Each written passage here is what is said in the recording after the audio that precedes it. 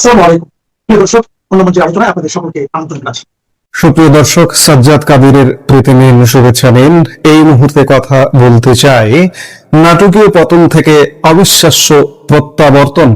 কেন আওয়ামী লীগ ও শেখ হাসিনাকে থামানো অসম্ভব? 2024-এর সেই অবিশ্বাস্য অগাস্টের কথা নিশ্চয়ই আপনাদের মনে আছে। কেউ কি কখনো কল্পনা করতে পেরেছিল যে 1.5 দশক ধরে ক্ষমতায় থাকা শেখ হাসিনা নেতৃত্বাধীন আওয়ামী লীগ সরকারের এমন নাটকীয় পতন ঘটবে? মাত্র কয়েকটা দিনের ব্যবধানে পুরো দৃশ্যপট বদলে গিয়েছিল। কিন্তু রাজনীতিতে শেষ কথা বলে কিছু নেই। আজ 2 বছর পর 2026 সালে দাঁড়িয়ে বাংলাদেশের বাতাসে কি এক নতুন বার্তা ভাসছে? যে আওয়ামী লীগকে মাঠ থেকে পুরোপুরি মাইনাস করার ছক কষা হয়েছিল, সেই দলইকে আবার ফিরে আসছে রাজকীয় ভঙ্গিতে। কেন বলা হচ্ছে শেখ হাসিনা এবং আওয়ামী লীগের পুনরায় ক্ষমতায় আসা আর ঠেকিয়ে রাখা যাবে না? আজ কোনো আবেগ নয়, ইতিহাসের সবচেয়ে বড় রাজনৈতিক সমীকরণের নিখুঁত বিশ্লেষণ করব আমরা এই ভিডিওতে। দর্শক, আমাদের ঘটনার গভীরে যেতে হবে। এটা অস্বীকার করার কোনো উপায় নেই যে 2024 সালের শেষ দিকে এসে আওয়ামী লীগ সরকার জনগণের একটি বড় অংশের কাছে বেশ অজনপ্রিয় হয়ে পড়েছিল। দীর্ঘদিনের ক্ষমতা, কিছু প্রশাসনিক ভুল ত্রুটি এবং অভ্যন্তরীণ কিছু সংকটের কারণে মানুষের মনে ক্ষোভ তৈরি হয়েছিল। কিন্তু এখানেই লুকিয়ে আছে আসল রহস্য। পতনকারীরা সাধারণ মানুষের এই ক্ষোভকে খুব চতুরতার সাথে ব্যবহার করেছিল। তারা জানতো শুধু রাজনৈতিক আন্দোলন দিয়ে এই সরকারকে হটানো সম্ভব নয়, তাই তারা আশ্রয় নিয়েছিল ইমোশনাল ব্ল্যাকমেইলের। আন্দোলনের শেষ দিকে পতনকারীরা নিজেরাই মানুষ মেরে সেই লাশের উপর দাঁড়িয়ে পাবলিক সেন্টিমেন্ট বা জন আবেগ নিয়ে খেলা শুরু করে। সাধারণ ও নিরপরাধ মানুষের আবেগ ও অনুভূতিকে পুঁজি করে তারা পুরো আন্দোলনকে একটি সহিংস রূপ দেয়, যার ফলে সাধারণ মানুষও বিভ্রান্ত হয়ে সরকার পতন আন্দোলনে রাস্তায় নামতে বাধ্য হয়েছিল। কিন্তু সেই আবেগের জোয়ারে ভেসে যাওয়ার দিন এখন কিন্তু শেষ। বিগত 2 বছরে সময় অনেক গড়িয়েছে, আর সময়ের সাথে সাথে মানুষের চোখের সামনে থেকে অন্ধকারের পর্দা সরে গেছে। বাংলাদেশের মানুষ এখন আস্তে আস্তে বুঝতে পেরেছে যে 2024 সালের সেই ঘটনাটি আসলে কোনো সাধারণ গণ অভ্যুত্থান ছিল না, বরং তা ছিল সুদূর প্রসারী এবং পরিকল্পিত একটি আন্তর্জাতিক ও অভ্যন্তরীণ গভীর ষড়যন্ত্র। কেন মানুষ আজ এটা বুঝতে পারছে? কারণ গত 2 বছরে এই তথাকথিত পরিবর্তনের বাংলাদেশ আজ পুরোপুরি লন্ডভন্ড হয়ে গেছে। আগের সেই উন্নয়নশীল, উদীয়মান ও ইতিবাচক বাংলাদেশের আজ ছিটে ফোটাও অবশিষ্ট নেই। অর্থনীতি ধসে পড়েছে, আইন শৃঙ্খলা পরিস্থিতি ভেঙে পড়েছে, আর চারিদিকে শুধুই সাধারণ মানুষের হাহাকার। এই যে খেয়াল করুন, বন্যা, চট্টগ্রাম, সিলেট, এদিকে ময়মনসিংহ, নেত্রকোনা, কিশোরগঞ্জ, ওদিকে উত্তরবঙ্গে বন্যায় মানুষ ভাসছে। অথচ সরকার প্রধান কোথায় কি করছে আপনারা নিশ্চয়ই দেখছেন, যার কারণে মানুষ হাহাকার করছে। পতনকারীরা সাধারণ মানুষকে একটি সুন্দর ও সুশাসনের বাংলাদেশের স্বপ্ন দেখিয়েছিল।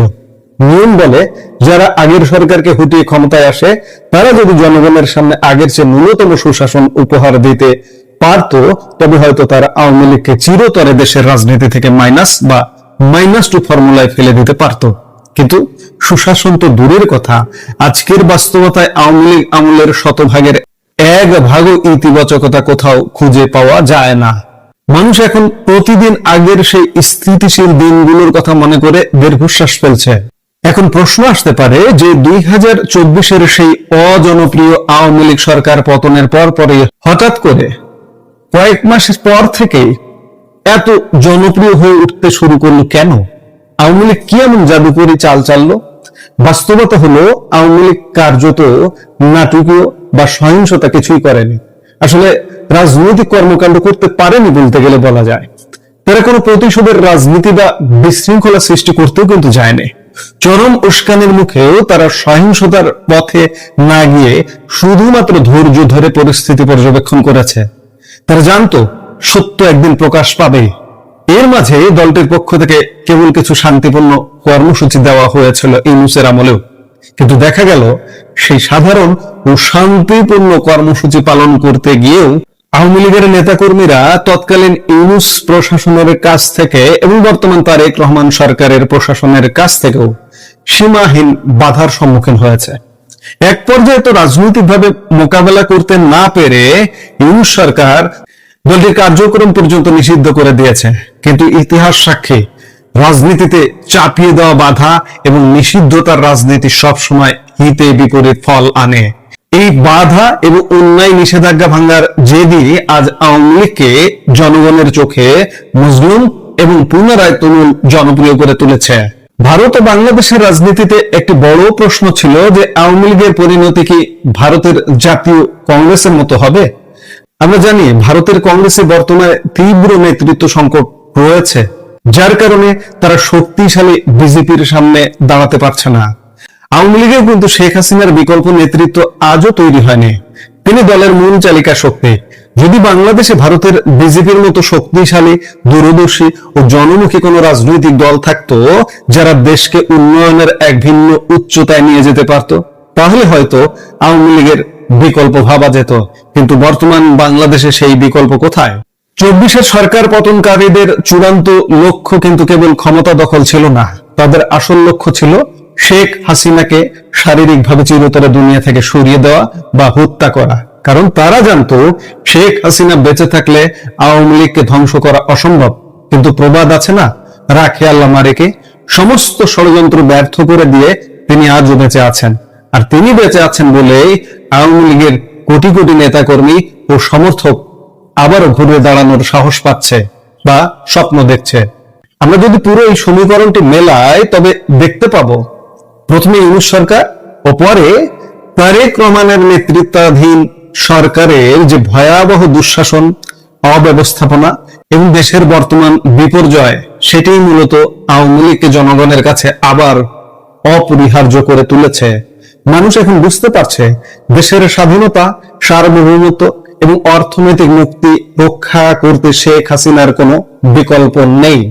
আজ যারা আওয়ামী লীগ বিরোধী যে রাজনৈতিক দলগুলো আছে, বিএনপি, জামাত, এনসিপি, ফ্যাসিস্ট করেন সারাদিন, কিংবা আওয়ামী লীগ কোনোদিন ফিরতে পারবে না, আওয়ামী লীগ কোনোদিন রাজনীতি করতে পারবে না, আওয়ামী লীগের বিচার করতে হবে, কিসের উপর দাঁড়িয়ে আপনারা বিচার করবেন?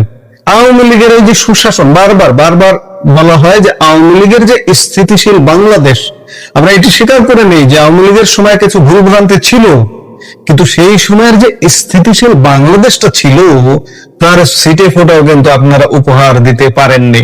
আপনারা কিসের উপর দাঁড়িয়ে আওয়ামী লীগকে ফ্যাসিস্ট করে দূরে রাখবেন, আওয়ামী লীগের বিচার করবেন, আওয়ামী লীগকে রাজনীতিতে আর ফিরতে দেবেন না?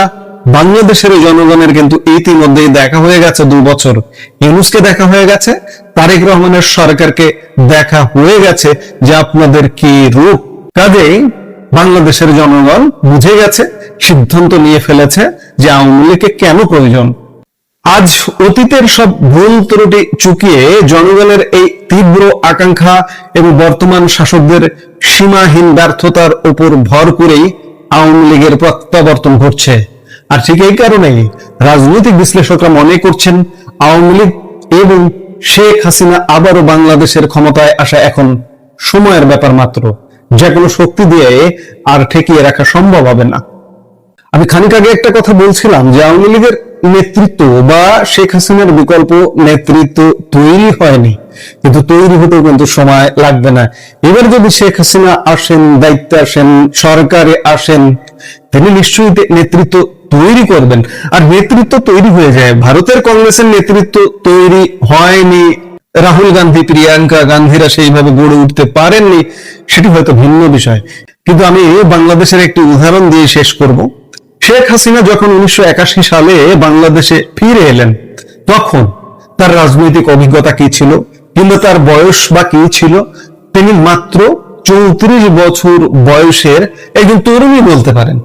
সেই তরুণী আওয়ামী লীগের হাল ধরলেন, দীর্ঘ এই কাদা মাটির, এই বাংলার মাটিতে ঘুরে বেড়ালেন, টেকনাফ থেকে তেতুলিয়া, মানুষের মন জয় করলেন, একটি পর্যায়ে ক্ষমতায় এলেন। সেটি হয়তো দীর্ঘ সময় লেগেছে, 75-এর পরে 21 বছর সময় লেগেছে। কিন্তু শেখ হাসিনার কিন্তু রাজনৈতিক ভাবে খুব বেশি অভিজ্ঞ যে ছিলেন তিনি তা নয়, কিন্তু তিনি বাংলাদেশের স্থপতির কন্যা এলেন, তিনি তৈরি হয়ে গেলেন।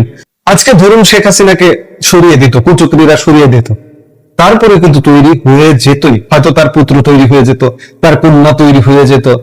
কংগ্রেসের বিষয়টা একদম ভিন্ন বিষয়, আওয়ামী লীগের বিষয়টা ভিন্ন বিষয়। তো কাজেই আমি যে আলাপটা করছিলাম যে আওয়ামী লীগকে আসলে কোনোভাবেই দমিয়ে রাখা যাবে না। শেখ হাসিনার আসা, দেশে আসা, ক্ষমতায় আসা, রাজনীতিতে আসা কোনো কিছুই আটকে রাখা যাবে না। ওই যে বলেছি যে আপনারা কিসের উপর দাঁড়াবেন? আপনারা আওয়ামী লীগের ওই সময়ের থেকে ন্যূনতম ভালো কিছু করতে পেরেছেন? পারেন না। কাজেই আওয়ামী লীগকে ফ্যাসিস্ট বলে দূরে রাখা অসম্ভব। আওয়ামী লীগ আসছে, আওয়ামী লীগ আসবে। এই মুহূর্তে ভিডিও থেকে বিদায় নিতে চাইছি। দেখা হবে পরবর্তী ভিডিওতে। সে পর্যন্ত ভালো থাকুন, সুস্থ থাকুন। আমাদের ভিডিওগুলো নিয়মিত পেতে সাবস্ক্রাইব করুন সাজ্জাদ কাদির ইউটিউব চ্যানেল এবং লাইক, কমেন্ট, শেয়ার করে সাথে থাকুন। প্রধানমন্ত্রী জনাব তারেক রহমান সাহেব, তার জন্য আপনার আসলে কতটা মায়া হচ্ছে, বা তার জন্য আপনার আসলে কতটা মায়া করা উচিত? আপনারা জানেন যে তার এখন যে পারিবারিক অবস্থা, সেই পারিবারিক অবস্থায় পুরো বংশে একমাত্র প্রদীপ রূপে তিনি জীবিত আছেন। তার বাবা নির্মম হত্যাকাণ্ডের শিকার হয়েছেন, তার আম্মা এদেশের জন্য তার জীবন যৌবন সবকিছু ত্যাগ করার পর জীবনের শেষ প্রান্তে এসে জেল, জুলুম, অবিচার, তারপর রাষ্ট্রকর্তৃক নানা রকম অপদস্থ হওয়ার পরে তিনি এতটা রোগাক্রান্ত হয়ে, এতটা অসুস্থ হয়ে পড়েছিলেন যে মৃত্যুর পূর্বক্ষণে বলতে গেলে তিনি কেমন যেন হয়ে গিয়েছিলেন। এই কষ্ট, এই বেদনা কোনো ভুক্তভোগীর পক্ষেও প্রকাশ করা সম্ভব নয়, যেটা বেগম জিয়ার জীবনে ছিলেন। জীবনের শেষ বছরটিতে প্রায় বেশিরভাগ সময় তিনি হাসপাতালে ছিলেন। তারপর হাসপাতালে বহু সময় তিনি দিনের পর দিন তিনি সেখানে জ্ঞানহীন অবস্থায় ছিলেন। আর এই সময়টিতে তার পুত্রবধূ জুবাইদা রহমান তাকে দেখতে এসেছিলেন এবং তার একমাত্র সন্তান টেকনিক্যাল কারণে হোক, কূটনৈতিক কারণে হোক, রাজনৈতিক কারণে হোক তিনি বাংলাদেশে আসতেই পারছিলেন না। সারা বাংলাদেশে যখন সিসি রব পড়ছিল তখন ফেসবুকে স্ট্যাটাস দিয়ে তারেক রহমান সাহেব বলতে বাধ্য হন যে আমার মা অসুস্থ, অন্য সবার মতো আমারও খুব ইচ্ছা হয় তাকে দেখতে, তাকে দেখার জন্য দেশে আসতে, কিন্তু দেশে ফেরা আমার একার সিদ্ধান্ত নয়। তো এই যে তার যে অসহায়ত্ব, এই অসহায়ত্ব কিন্তু সারা দেশের মানুষকে কাঁদিয়েছে। তার একমাত্র ভাই নির্মমভাবে মারা গেছেন অসুস্থ হয়ে, আর সেই অসুস্থের জন্য বলা হয়ে থাকে ১/১১-র সময়, 1/11-এর সময় তার উপর যে নির্মম জুলুম এবং অত্যাচার করা হয়েছে, সেই জুলুম অত্যাচার জনাব আরাফাত রহমান কোকো তিনি ধারণ করতে পারেননি। ওটাতেই তার ঢুকে ঢুকে তাকে মরতে হয়েছে। এবং তিনি যখন মারা যান, মারা যাওয়ার সময় বাংলাদেশে একটা হৃদয় বিদারক দৃশ্য তৈরি হয়। তার লাশ যখন আসে তখন বেগম জিয়া কার্যত গৃহবন্দী, এবং তিনি বহুদিন ধরে তার অফিসে আটকা ছিলেন, যেখানে না ছিল পানি, না ছিল বিদ্যুৎ। ওর মধ্যে জিদ করে তিনি সেই অফিসে বসেছিলেন। ঠিক সেই সময়টাতে আরাফাত রহমান কোকোর মৃত্যু হয় এবং তিনি বাংলাদেশে তার লাশ আসে। এরকম আপনি যদি চিন্তা করেন জনাব তারেক রহমান সাহেবের জীবনে, হি যে ট্রাজিক কিং, সেই ট্রাজিক কিং সেটা কি হ্যামলেটের মতো নাকি অন্য কার মতো, সেটা যারা ইতিহাসবেত্তা আছেন তারা বলতে পারবেন। কিন্তু আপনি যদি তার দিকে তাকান তাহলে তার এই ইতিহাসগুলো শুনে তাকে মায়া না করে আপনি পারবেন না। তাকে দেখলে আপনার চিন্তা করলে মায়া হবেন। এবং তার আপন ভাই নাই, ব্রাদার নাই, শ্যালক নাই। আপনজন বলতে যদি প্রথম 5টা চাচাতো ভাই থাকতে হবে, 10টা মামাতো ভাই থাকতে হবে, খালাতো ভাই থাকতে হবে, তারা রাজনীতিতে এস্টাবলিশড হতে হবে, ঠিক সেই জায়গাটাতে তিনি একা, জাস্ট একা। একইভাবে আপনি চিন্তা করেন যে শেখ হাসিনার কথা যদি চিন্তা করেন, আর যাই হোক না কেন, তার একটা পরিবার আছে, শেখ পরিবার আছে, সেখানে তার মামা, খালু, মামাতো ভাই, খালাতো ভাই, চাচাতো ভাই, আপনি যত অভিযোগ করেন না কেন, একেবারে কয়েকশো সমাজে যারা এই বাংলাদেশের রাজনীতিতে, অর্থনীতিতে খুবই গুরুত্বপূর্ণ। তো সেই দিক থেকে জনাব তারেক রহমান সাহেব, তিনি তার আপনজন বলতে তার কন্যা জায়মা রহমান, তার স্ত্রী জুবাইদা রহমান, এর বাইরে তো আমি আসলে অন্য যা কিছু দেখি সবকিছুই হলো দলীয় নেতাকর্মী, তারপর দুঃসম্পর্কের আত্মীয় স্বজন, দু একজন বন্ধু বান্ধব বা নতুন জোড়া বন্ধু বান্ধব। ঠিক এমন অবস্থাতে 18 কোটি মানুষের নেতৃত্বের যে আসন, সেই আসনে তিনি বসেছেন। আর যখন তিনি বসেছেন তখন দেশি বিদেশি যে চক্রান্ত, এটি এক্সট্রিম লেভেলে আছে। এখানে 3 ধরনের চক্রান্তকে আমরা ধরতে পারি। প্রথমত হলো আওয়ামী লীগ। একেবারে বিএনপির বলতে গেলে জাত শত্রু,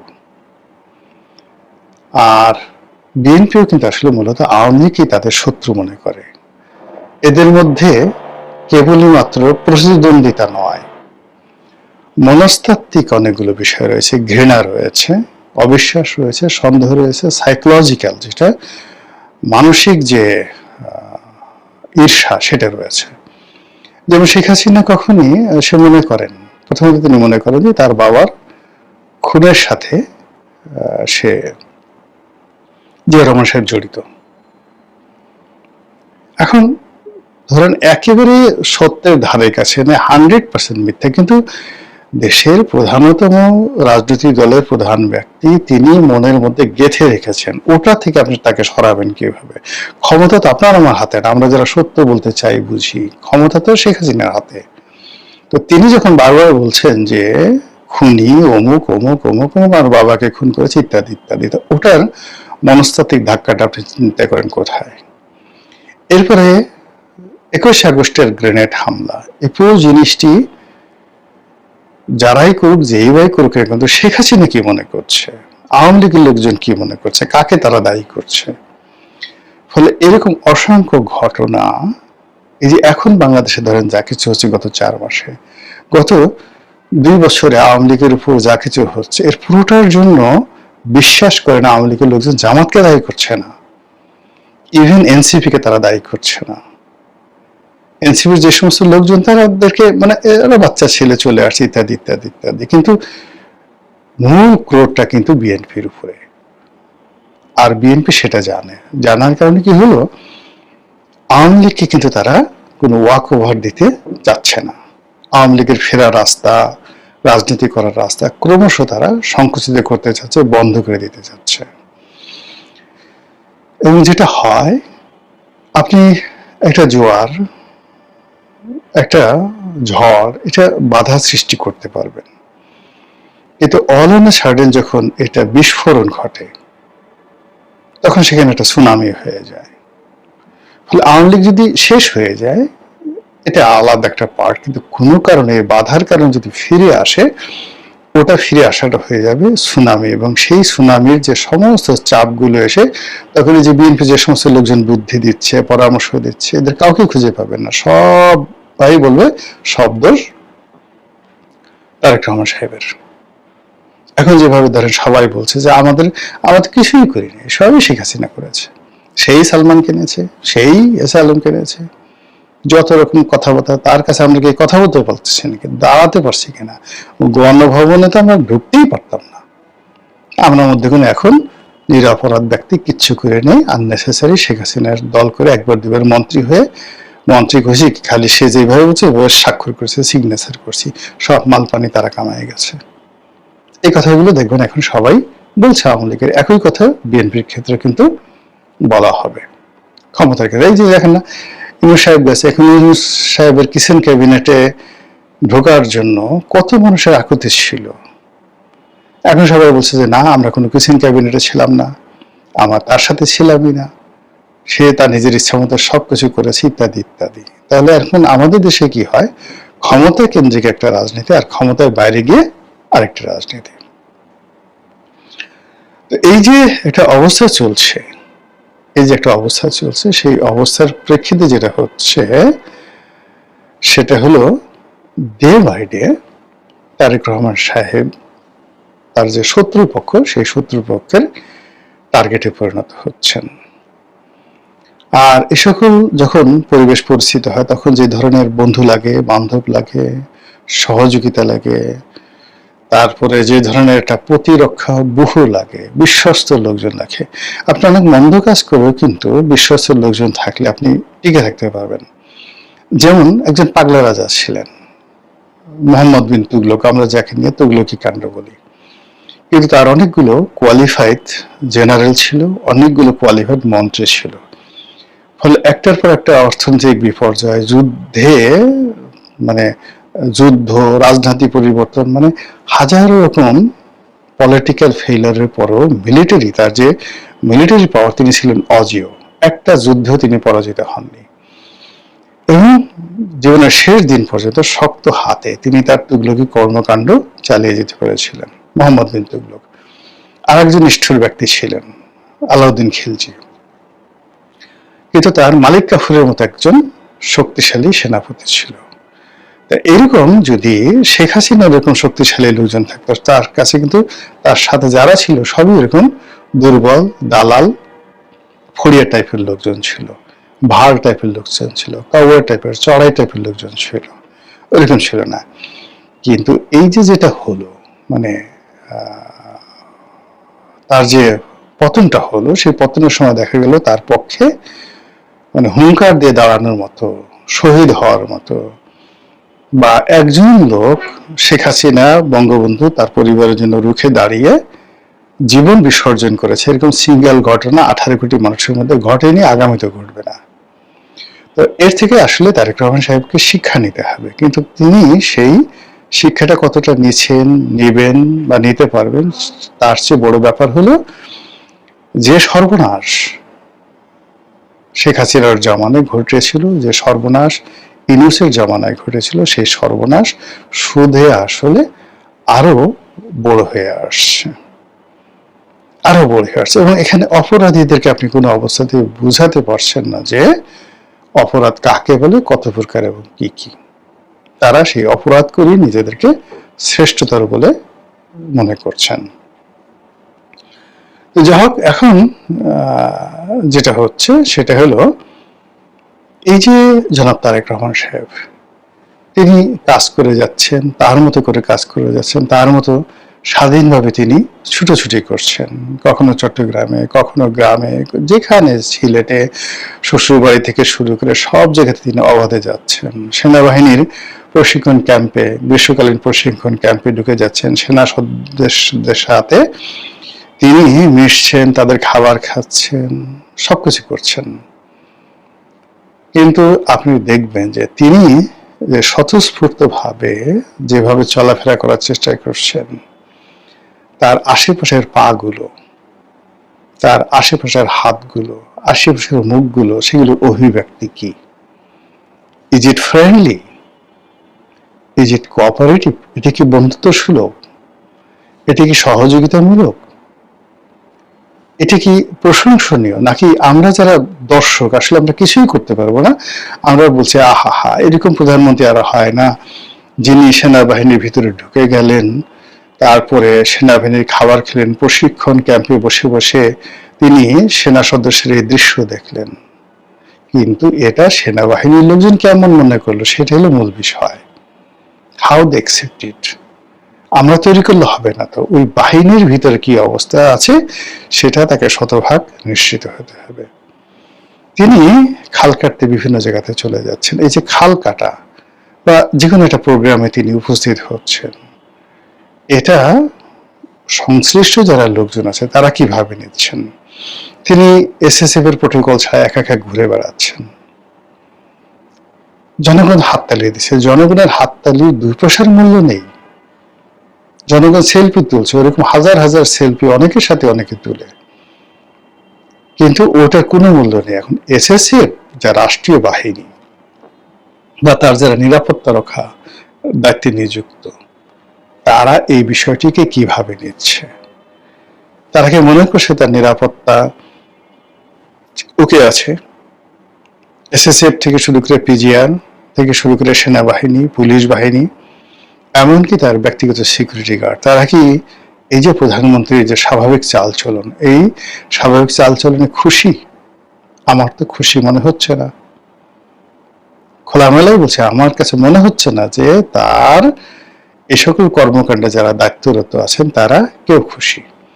তিনি বিভিন্ন লোককে টেলিফোন করছেন, তাদেরকে ডেকে নিয়ে দাওয়াত খাওয়াচ্ছেন, তারপর যাকে তার ভালো লাগছে তাকে ডেকে নিয়ে তিনি, সেটা বিএনপির হোক, জামাতের হোক, আওয়ামী লীগের হোক, ডাজ নট ম্যাটার, তিনি মনে করছেন যে এই লোকটির সঙ্গে কথা বলা দরকার, তিনি কথা বলছেন। কিন্তু এই লোকগুলো তো তাকে কোনো উপকার করতে পারবে না। আমার সঙ্গে তিনি খুব কথা বললেন, আমার বাসায় দেখা করতে এলেন বা আমাকে দাওয়াত দিলেন, হোয়াটএভার মেবি, এতে তো তার দুই পাশে উপকার হবে না, কোনো উপকার হবে না। কিন্তু আমাকে দাওয়াত করতে গিয়ে তার পাশের যে লোকটি আছে সেটি যদি পার্মানেন্টলি তার প্রতি মনক্ষুণ্ণ হয়, তাহলে আমাকে দাওয়াত না দেওয়াটাই বুদ্ধিমানের কাজ। আগে ঘর সামলাতে হবে। সেই দিক থেকে ওনার আশেপাশে যে ওনার ক্যাবিনেট আছে, কিচেন ক্যাবিনেট আছে, পরিবার আছে, ওনার একান্ত ব্যক্তিগত স্টাফ আছে, এই জায়গাটাতে যে বন্ধন তৈরি করা দরকার, আমরা বাইরে থেকে যতটুকু দেখছি আমার কাছে মনে হচ্ছে না যে এই বন্ধনটা কোনো পারফেকশনে দেখে গিয়েছে।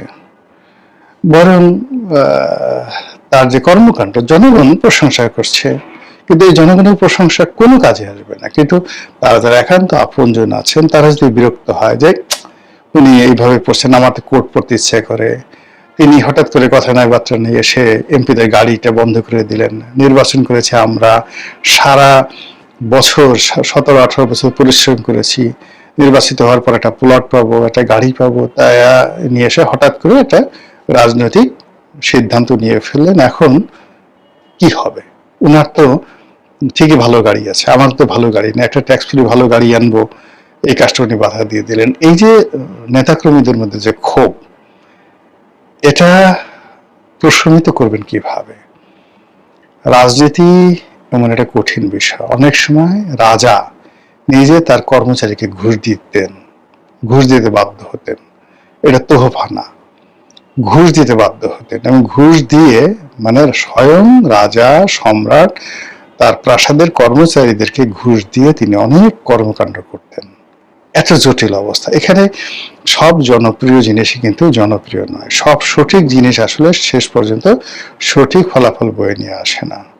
তো সেই দিক থেকে যেটা হচ্ছে সেটি হলো যে এই যে জনাব তারেক রহমান সাহেব এখন যে মাননীয় প্রধানমন্ত্রী, তিনি হয়তো আন্তরিকতা নিয়ে করছেন, হয়তো চিন্তা ভাবনা করেই করছেন, তার বিবেচনা যেটা ভালো মনে হয় সেটাই করছেন, কিন্তু এটার যে আউটপুট, সেই আউটপুটে আশেপাশের লোকের মধ্যে নানা রকম প্রতিক্রিয়া তৈরি হয়েছে। তার নিরাপত্তা নিয়ে অনেকেই চিন্তিত, তার রাজনৈতিক ভবিষ্যৎ নিয়ে অনেকেই চিন্তিত, তার যে প্ল্যান এবং পরিকল্পনা নিয়ে কোনো সুদূর প্রসারী যে ভালো ফলাফল, এইগুলো গত 4 মাসে এখনো পর্যন্ত ফুটে ওঠেনি। সেই অবস্থাতে এই যে তার যে সহজ সরল অভিব্যক্তি, এটার জন্য মায়া করা ছাড়া আপনার বা আমার কি বা করার আছে? মহান আল্লাহ আমাদের সবাইকে হেদায়েত দান করুন এবং হেফাজত করুন। আসসালামু আলাইকুম ওয়া রাহমাতুল্লাহি ওয়া বারাকাতুহু।